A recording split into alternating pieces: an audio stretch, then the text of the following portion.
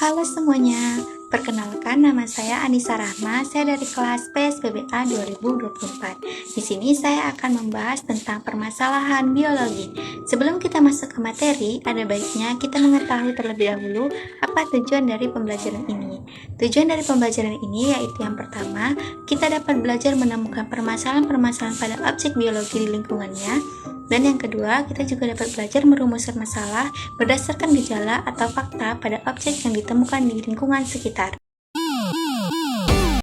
Baiklah, langsung saja kita masuk ke materinya, yaitu yang pertama, apakah yang dimaksud dengan permasalahan biologi?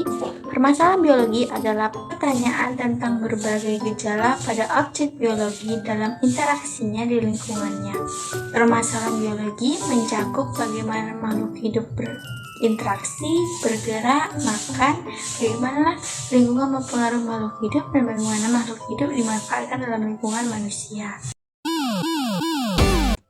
Permasalahan biologi erat kaitannya dengan objek kajian biologi itu sendiri, sehingga pembahasannya pun meliputi permasalahan yang terjadi pada tingkat molekul, sel, jaringan, sistem organ, organisme, populasi, komunitas, ekosistem, bioma, dan biosfer. Di sini saya akan menjelaskan satu persatu contohnya. Yang pertama, permasalahan pada tingkat molekul. Contohnya yaitu kelainan pada pembentukan molekul hemoglobin darah sehingga menyebabkan seseorang mengalami anemia sel stabil. Yang kedua, permasalahan biologi tingkat sel, contohnya yaitu kerusakan sel akibat infeksi virus dan bakteri. Misalnya virus corona menginfeksi paru-paru menyebabkan sel-sel penyusun organ paru-paru menjadi rusak. Yang ketiga, contoh permasalahan biologi pada tingkat jaringan yaitu kelumpuhan karena kerusakan pada jaringan syaraf.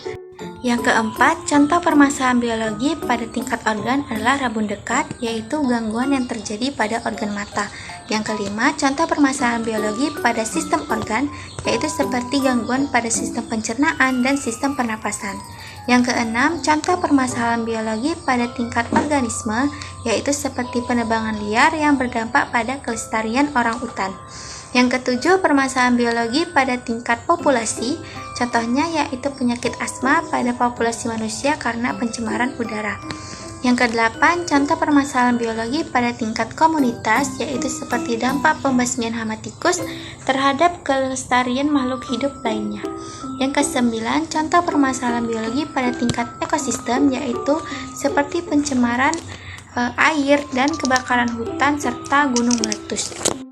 Yang ke-10, contoh permasalahan biologi pada tingkat bioma adalah perubahan iklim akibat pemanasan global sehingga menyebabkan bioma tundra yang menjadi lebih hangat hingga mampu mencairkan lapisan es.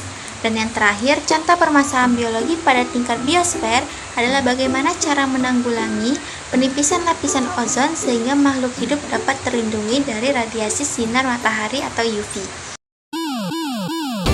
Baiklah, cukup sekian yang dapat saya jelaskan. Semoga teman-teman dapat memahami penjelasan saya dengan baik.